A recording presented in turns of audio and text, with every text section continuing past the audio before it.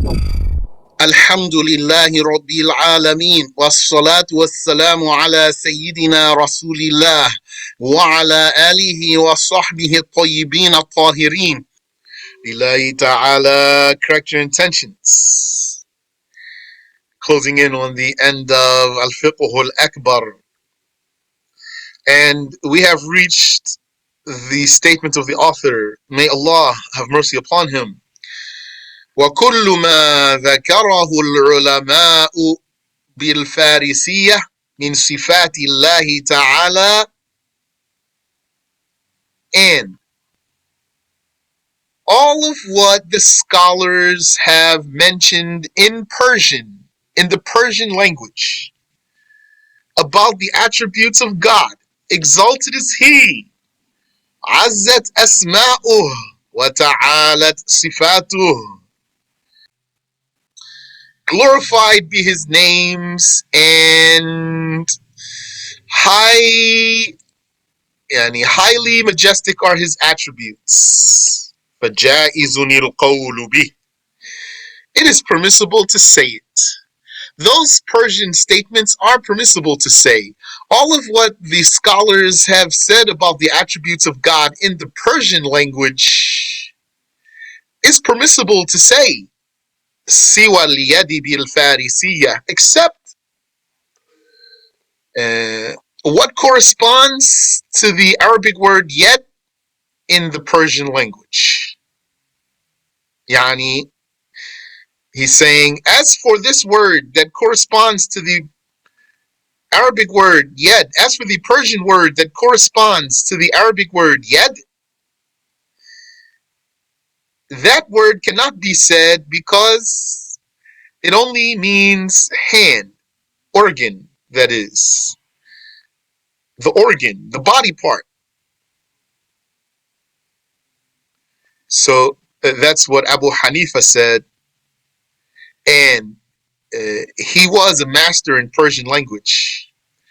And it's a condition for mujtahid to be not only a master in Arabic language like an ancient Arab, but also to be a master in a language that's not Arabic, like the language, his language, like the language of his area.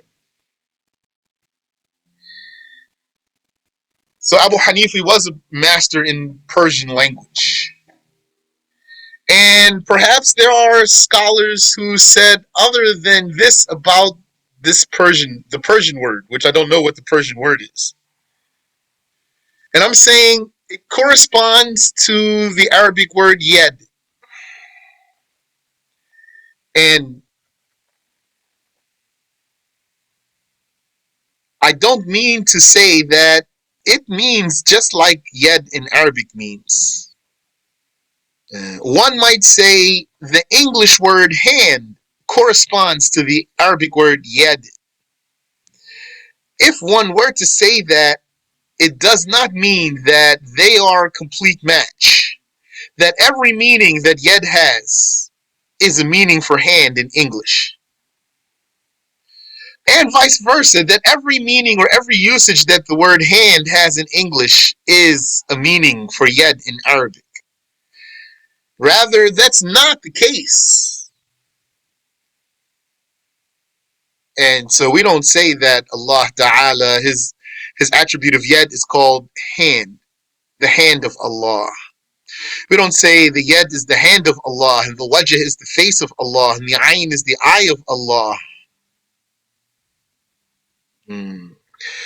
But also, this does not mean that the wording, the phrase, hand of God, is always forbidden, always. He said, وَيَجُوزُ أَنْ يُقَالُ, and it is permissible that it be said. It has a Persian statement here that I definitely do not master the pronunciation of it. I don't know how to say it. It means God in Persian. Bila tashbih.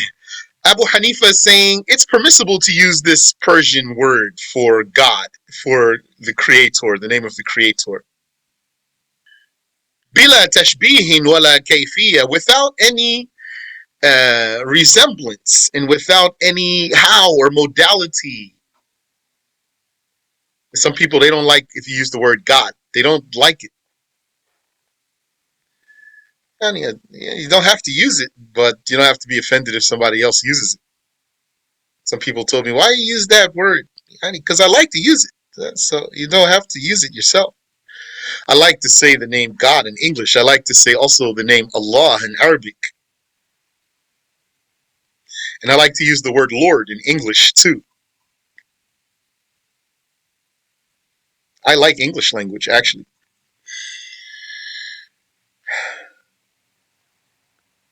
وليس قرب الله تعالى ولا بعده من طريق طول المسافة وقصرها. And so if I translate the statement literally, I'm going to just translate it literally first. And the closeness of God, exalted is He, uh, and His farness is not by way of, yani, not having the meaning of the length of distance or the shortness of distance.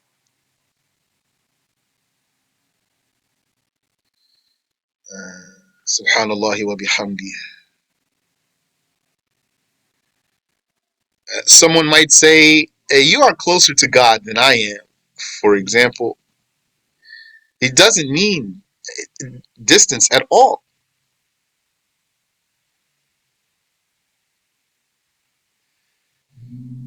Or someone might say he's far from God. He means very disobedient one. He's not religious, irreligious one.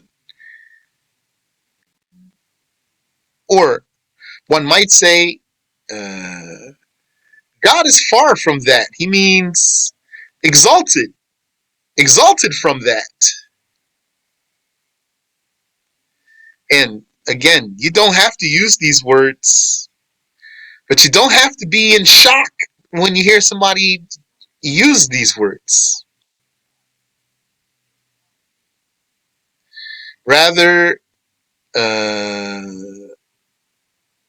what's a good thing for you to do is to understand language.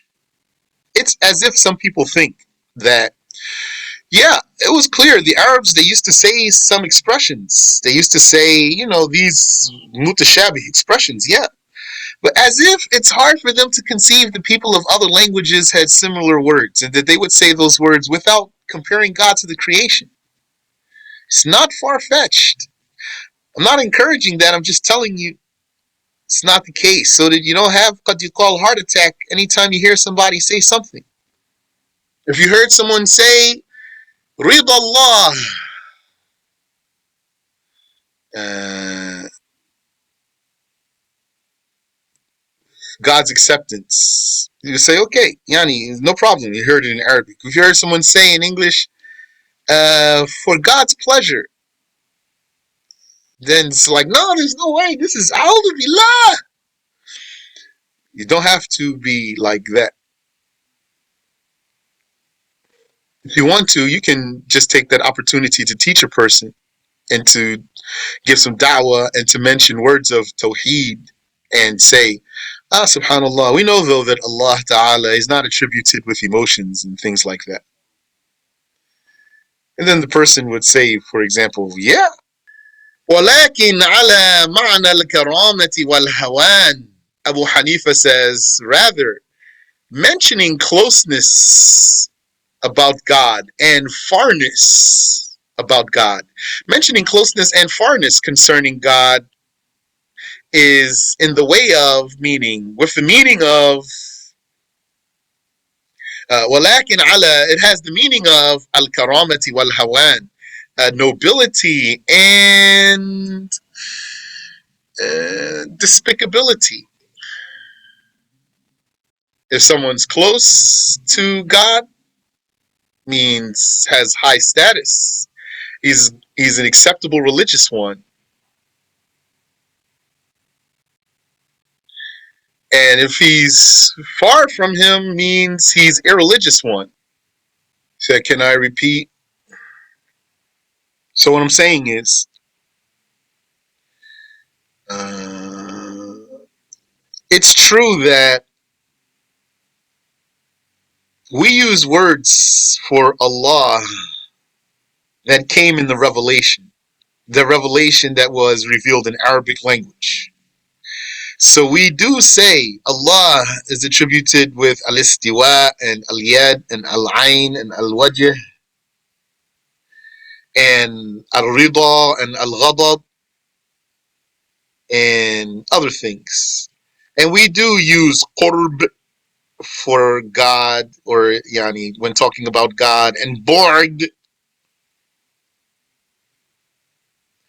All of that is permissible. It came in the religion. It came in the religious documents, and came in the revelation, but must be said with proper meaning. If someone said those words, if he merely said those words, in Arabic I'm talking about, if he said yad, ayn, wajh, and other words, and qurb and bu'd and ulu, if he said those words in Arabic only, and he didn't add there something that likens Allah to the creation for sure, you can't jump down his throat, as they say. If you want to do something, you might take the opportunity to teach and say, these words, yes, we do attribute these to Allah, and their meanings are befitting, and they don't refer to body part, etc., or attribute of a body. That's how you might deal with it in Arabic language. So what I'm saying is, what about another language? Uh, I want to tell you a fact. A fact of the matter is that people who speak other languages do have similar expressions in their language. Now, I didn't say permissible or not permissible right here at this moment here. But I want to draw your attention to a real fact that people do actually have similar expressions. So if someone heard someone using the words in Arabic, he won't have a heart attack, but he might be concerned maybe, or he might not be concerned. Depending on the circumstance, the situation, he might not be concerned when he hears someone saying these words, or he might be concerned, and so he would say something, for example. But some people, their stance that when they hear something like that in a language other than Arabic, they're only concerned, only, not concerned. You know how in Arabic, when you hear someone say these words, you might not be concerned? Some people, they are, this part doesn't work for them outside of Arabic. They're only going to be concerned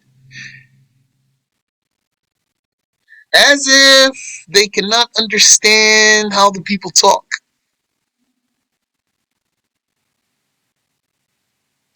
And what I'm saying to you is, also here you can take the opportunity to teach and give dawah and explain the right beliefs and say, when someone uses some words like, let's say, hand or pleasure, for example, or hate about God, or close or far, then you might, or high, then you might take the opportunity to teach the people and explain to them that Allah does not resemble the creations, and that, warn from the Wahhabis, for example, and that's fine. But what I'm saying to you is, don't have to be just thinking that there's no way a person could say such words in a language outside of Arabic and he means something that's not blasphemy. It's very lot of times it means something that's not blasphemy. Am I encouraging people to talk like that? I am not saying go talk like that. But I do want to encourage everyone to understand language and to understand humans. so that, for example, you don't like turn somebody off without a need, so that you don't accuse somebody of something when you shouldn't. The closeness and the farness. So closeness and farness might be used concerning God. One would say, for example, like a friend of mine, actually, rahimahullah, he passed away. He was a close friend of mine, childhood friend, and he was actually a Muslim before me. And then I became a Muslim and I started learning and everything. And yeah, he was Muslim, but he didn't used to learn, and sometimes he didn't practice. Once we were in a playground, we were talking. So I was telling him, talking to him. So he said to me, "You're closer." Or either you're saying me, or maybe we're talking about Prophet Isa. And he said, either he said to me, "You're closer to Allah than I am," or "Jesus is closer to God than I am," something like that. So did this like send bells and whistles off for me? It didn't. I'll let you know, it didn't. Did I right there stop to talk about this issue and no, don't say that? And I didn't personally. Somebody else might, but I didn't, because for me it was clear. What he was saying to me was clear. So you might say closeness about God, meaning having high status or being religious. Someone is quote unquote close to God. Or far from God, meaning being irreligious. And also there's another way you could use the word far. You use the word far to mean exalted. Excuse me. You could use the word far to mean exalted. Exalted. Because you would say about something, oh, it's far from that. The issue is far from that, means that's not befitting. This, what you are saying, is not befitting. That's what it means to say it's far from that. So that's not farness with meaning of distance. And someone would say that to you, and it's going to be very, very clear what he's saying. That's the meaning of tasbih when you say subhanallah.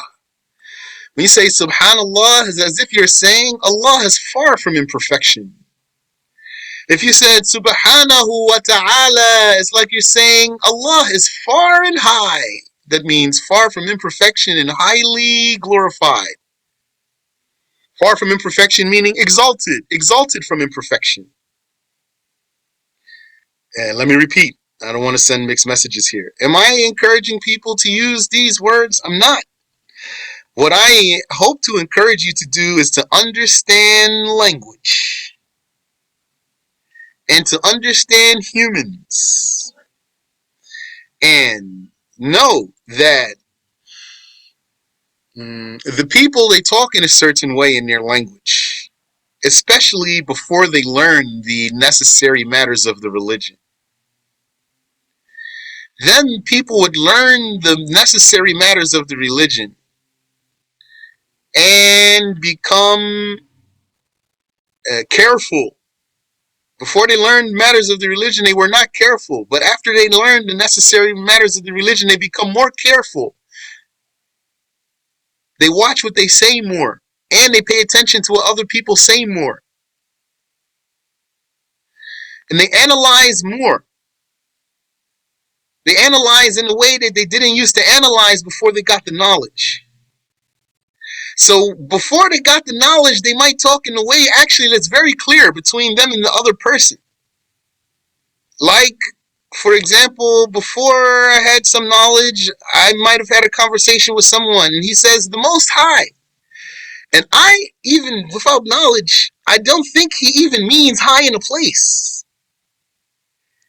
And I don't think twice and say, what does he mean? High in a place or high in a state? Yeah, it's just normal.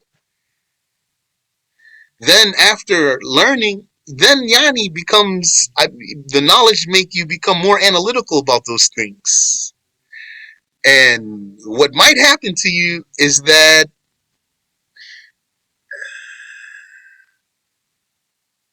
you might lose touch with how the people are because you're not ignorant as you used to be. You're not ignorant like they are, so you might lose touch with how they are. And then, if you lose touch with how they are, you become not understanding them to some degree. Why I'm saying all of this? Yani, I'm trying to get through these words of Abu Hanifa. He said, may Allah have mercy on him. He said, everything that the scholars mention in the Persian language about the attributes of Allah Ta'ala is permissible to say. So they're going to be saying, for example, in their language, some words that might mean high or some words that might mean far or like that. And they don't mean to attribute to Allah Ta'ala the non-befitting attributes. One person said to me, there's nothing in Arabic and that means like in English. Arabic and English don't have a word that have same meaning. I said to him, Ulu in Arabic can mean highness in place, can mean highness in status. Do you find a difference between this word ulu and the word high in English? He said, no, I don't. I don't also either. I don't. Yeah, I was asking him. Maybe he knows something I don't know. High in English could mean high in place, it could mean high in status. Ulu in Arabic could mean high in place and high in status. The word aina in Arabic can mean where, what place, or it can mean what status. The word where in English, and the word aina in Arabic, I don't know if my words just got mixed up there. The word aina in Arabic can mean in what place, where, or it can mean what status, what position, what statistical position, where, what place. Say, what place is our team in? That means what's their status. Also, in English, where means like that. Means what place, in what location, or what status. Am I encouraging people to talk like this? I'm not telling you to talk like that. I'm saying to you, understand the people, understand the language, and understand the human beings. This will help you to communicate with people, insha'Allah ta'ala. Abu Hanifa said, it's valid to say, it is permissible to say in Persian language the name of God in the Persian language. And he said, so now he's talking about mutashabi expressions. And so if I translate his words very literally, it would come out like this. The closeness of God, exalted is he, and his farness is not by way of the lengthiness of distance or the shortness of distance. Is not by way of the lengthiness of distance or its shortness. So now when I just translated it like that, I said, close and far. I don't know what some people are going to do. Like some people here who are very, very strict here, I don't know how they're going to, maybe their way to explain this is going to be some sort of takalluf. Takalluf means like, it's too much. Now they say, you're doing too much, man. It's going to be wordy and heavy and lengthy because this is something they're trying to not say. Because of something they're trying to not say, it's going to make them say a lot more. But not all the people are masters in language, and most of the people are not, especially in this time we live in. But still, understand language and understand people, how they talk. Subhanallah. But in this time we live in, sometimes the blasphemy questions are just baffling. It's like people have no idea what blasphemy even means. Someone says something that says, this blasphemy? I don't even know how they think there's blasphemy in there.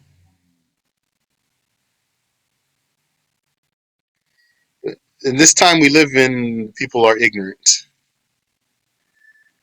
He said, this is not what closeness of God and farness from him mean?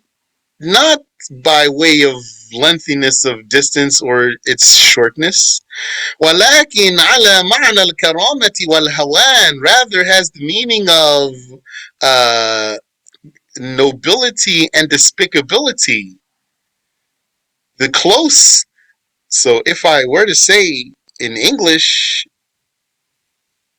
literally what Abu Hanifa wants to say here, the one who's close to God means he is noble. He has good status. And the one who's far from God means he's irreligious. ولكن المطيع قريب منه بلا كيف. Rather, the obedient one is close to him without a how. والعاصي بعيد عنه بلا كيف. And the disobedient is far from him without a how. والقرب والبعد والإقبال يقع على المناجي. And the closeness and the farness and the approaching, coming, they all can refer to the one who prays to God, al-munaji, the one who addresses or prays to God. And not too long ago, we were reviewing something and there was a word the Sheikh used. If I translate it, it means so and so turned to God. He turned to God. Tawajjaha ilallah. He turned to God. So people say things like that. Isn't that somebody might say something like that? It actually does not ring a bell for you, does not set off alarms for you. Someone says, listen, man, I just want to turn to God. Or something like that is definitely going to set off alarms for you. I think some statement like that should not set off alarms for you. I think so.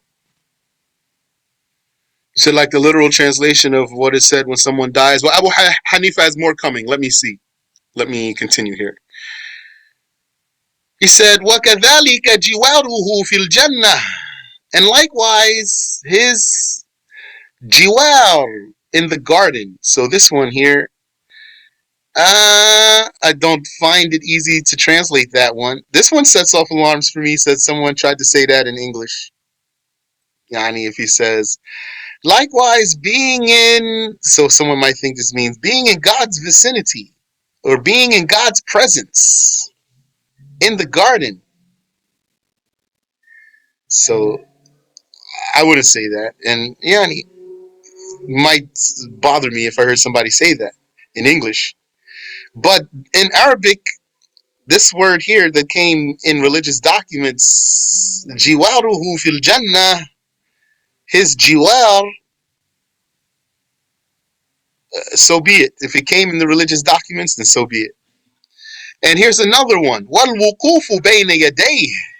And what someone might say in English, standing before God.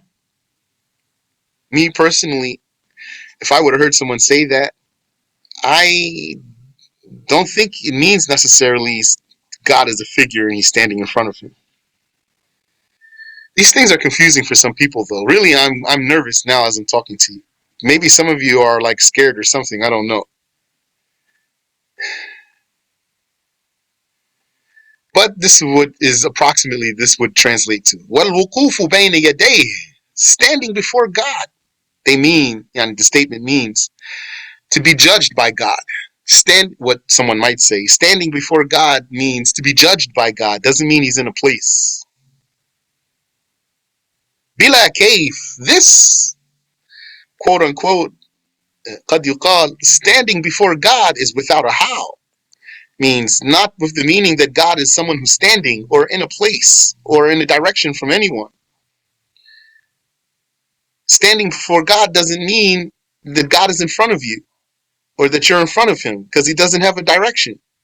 So, akhiran, at the end of that, avoid those things. I do avoid those things, personally. So I'm not going to say hand of God and things like that and pleasure of God or God hates. And I don't say any of those things. But if someone were to say some of those statements, it's not going to freak me out, especially when context is clear for me. But again, I know some of the people are not so strong in English. I'm talking English. I only know English and Arabic. So maybe some of you know other languages. Maybe some of you know Urdu. And maybe some of you know some other languages, Spanish or some other languages. Maybe you have some native languages you speak from Africa or something else. So all those things don't necessarily correspond in each language. The Arabic word yad is not an exact counterpart for the English word hand. Now you take this word yad and this word hand. I don't know what the word is in Spanish. Could be that all three of those words have their own variances. Things they have in common and things they have different about them. Add French if you want to. And what else you want to add there? They're not all going to be just necessarily meaning for meaning all the same. That's what some people don't understand, especially Wahhabi. Wahhabi sees hand and yad as exact matches. Then Abu Hanifa said, وَالْقُرْآنُ مُنَزَّلٌ وَالْقُرْآنُ مُنَزَّلٌ عَلَى رَسُولِ اللَّهِ, and the Quran is revealed upon, yani brought down upon, is descended upon, was made to come down upon the Messenger of Allah sallallahu alaihi wasallam. So this being brought down refers to being revealed. The nuzul, the descent, means here the revelation. The Quran is munazzalun ala Rasulillah. It is brought down on Muhammad sallallahu alayhi wasallam. But what does Quran mean? What's the first religious meaning of Quran? This is the speech of Allah. The first religious meaning of Al-Quran is the speech of Allah, which is His eternal attribute. It is munazzalun ala Rasulillah, revealed to the Messenger of Allah, brought down upon the Messenger of Allah, meaning uh, created words that refer to God's speech were brought down upon Muhammad sallallahu alaihi wasallam. So Abu Hanifa covered this already, so this is repetition here. وَهُوَ فِي الْمُصْحَفِ مَكْتُوب, and it, the Quran, which is the attribute of Allah, His attribute of speech, and the Mus'haf is written. So we spoke about this. What does that mean? That the Quran is written in the Mus'haf. Here, written is not al-maktub. Here does not mean al-kitaba. Maktub means written. Al-kitaba means writing. So the Quran is maktub. This attribute of Allah is maktub. That means the writing that's present there refers to the eternal attribute. The writing, which is the kitaba, the writing refers to the eternal attribute. Therefore, the eternal attribute is maktub, written. Doesn't mean the eternal attribute is letters. Had the eternal written letters, had the eternal attribute been written letters, that would have been the kitaba, the writing. The eternal attribute is not the writing.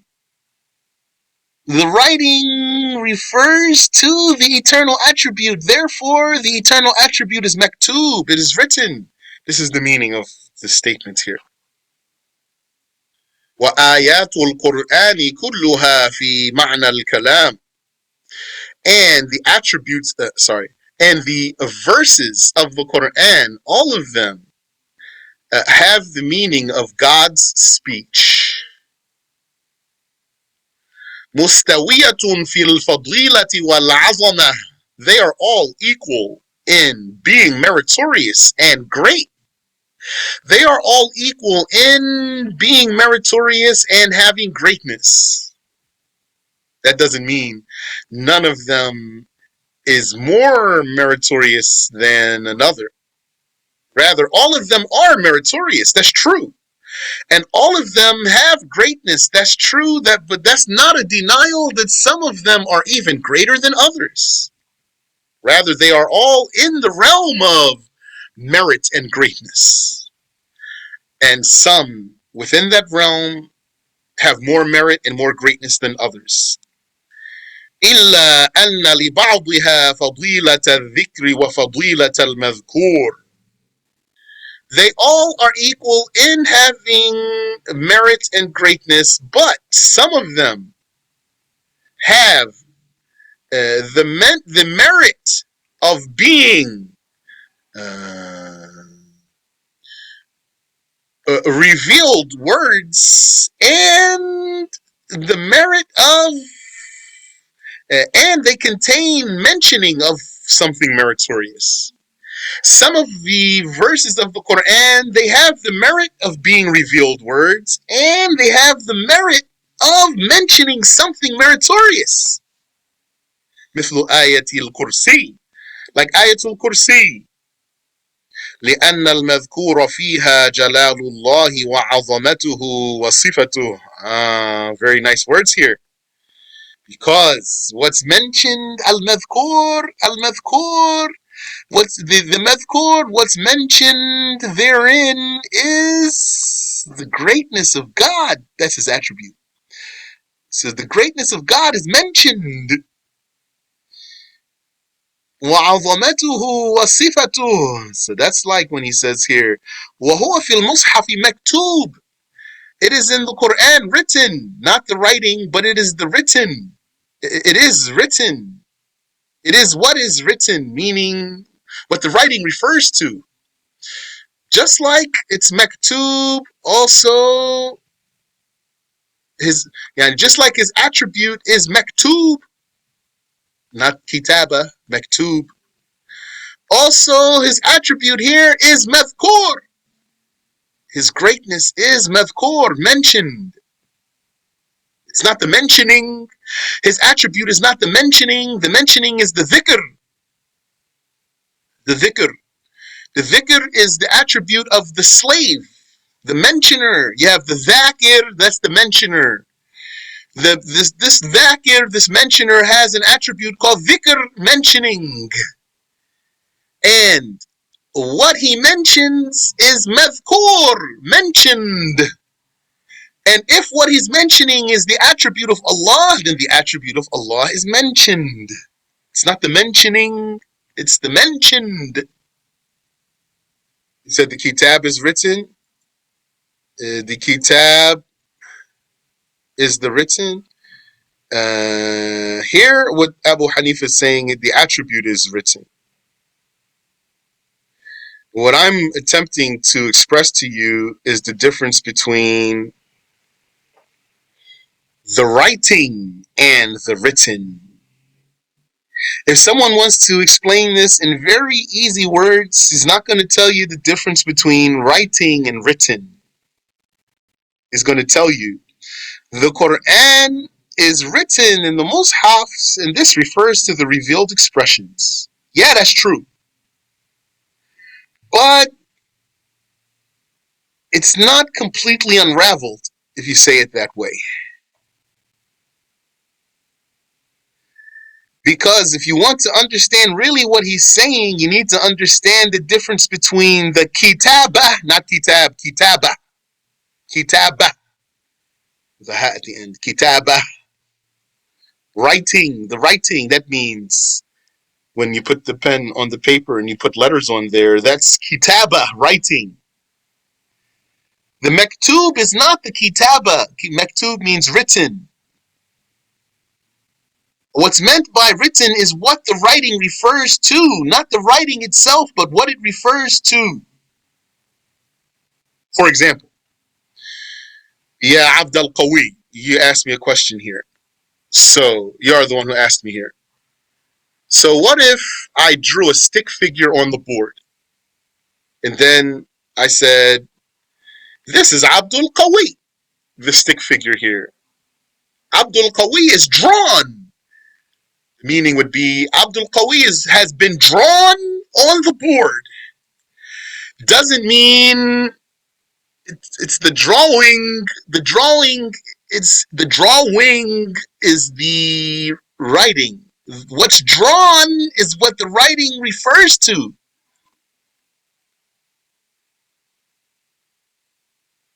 So I'm just trying to write down the same way Abu Hanifa said it. So Abu Hanifa said, وَالْقُرْآنُ مُنَزَّلٌ عَلَى رَسُولِ اللَّهِ. The Quran is, I'll be so literal, the Quran is brought down. What does Quran mean though? Quran means the attribute of Allah, which is his eternal speech. The Quran is brought down on the messenger of Allah. So the eternal attribute of God would not be brought down. Yani, it doesn't, let me say, the eternal attribute of God does not come down. Let me say it that way, not the other way. The attribute of God does not come down. So what does it mean to say the Quran is brought down? It means there's a revelation that came down. This created revelation refers to something that's not created. So what's not created was brought down with the meaning that the created words refer to it. وَهُوَ, and it, the Quran, is fil mushafi maktub, in the mushaf, written. Written does not mean the writing. The writing is the actual script. The writing is the scripted letters. The written is what the writing refers to. So this case might be challenging for some people to comprehend. That's why someone might explain this without going as far as I'm going right now.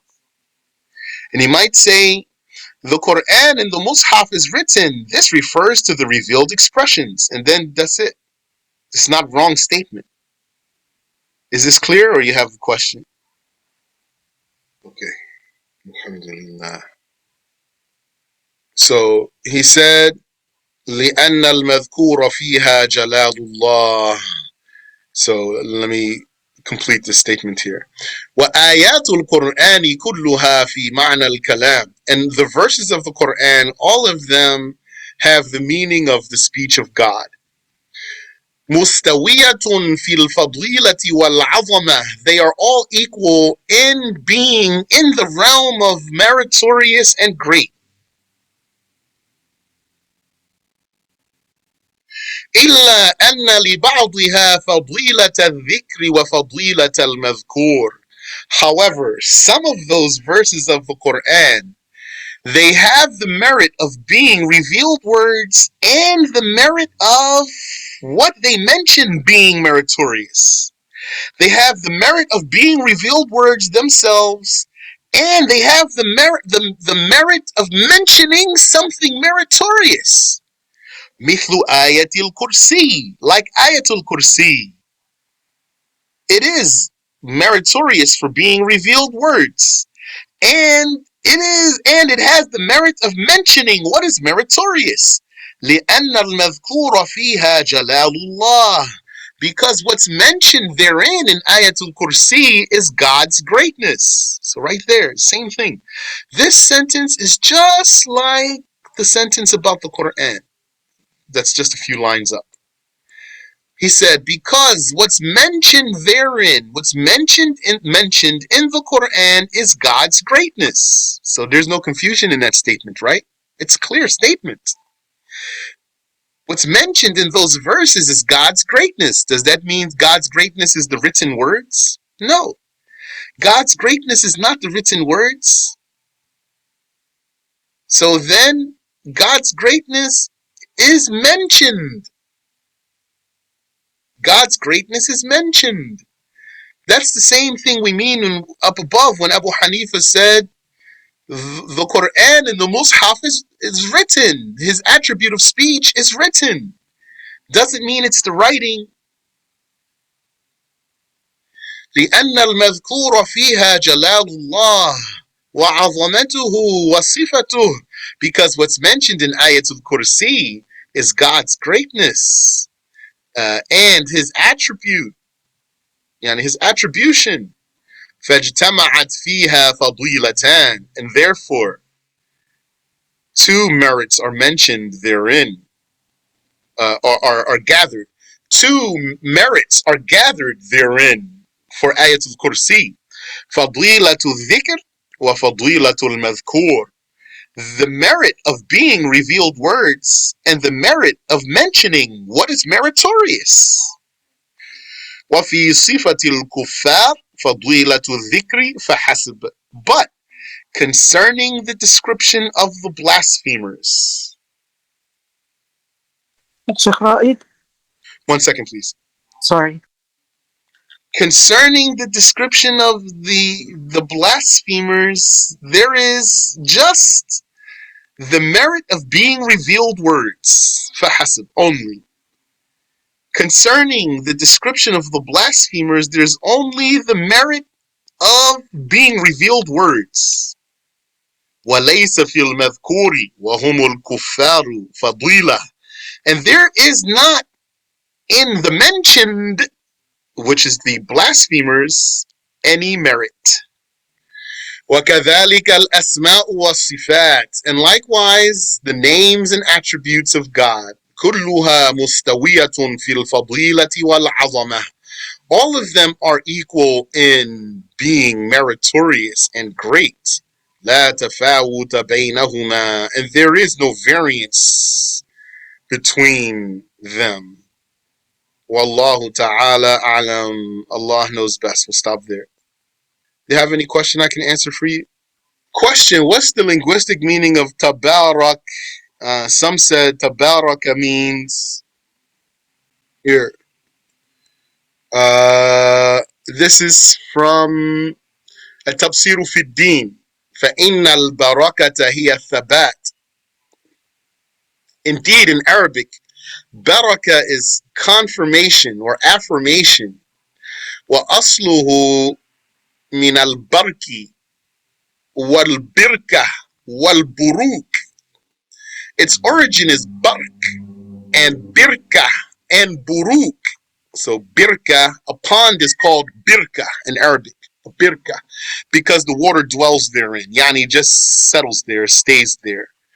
And buruk is a camel's kneeling to settle down and rest, because it's just staying there. The verb tabaraka is hyperbolic in that meaning. This dictates absolute existence for him, beginningless and endless. So that's the meaning of tabarak. Means the eternal, everlasting one, according to this. According to this interpretation here, this talk here, it means eternal and everlasting one. تبارك الذي نزل الفرقان على عبده ليكون للعالمين نذيرا. Tabaraka, absolutely existent and great and noble, because it also has the meaning of the greatness and the nobility. Is he who revealed the Furqan. So comes from the meaning of thabat, firmness, confirmation, affirmation.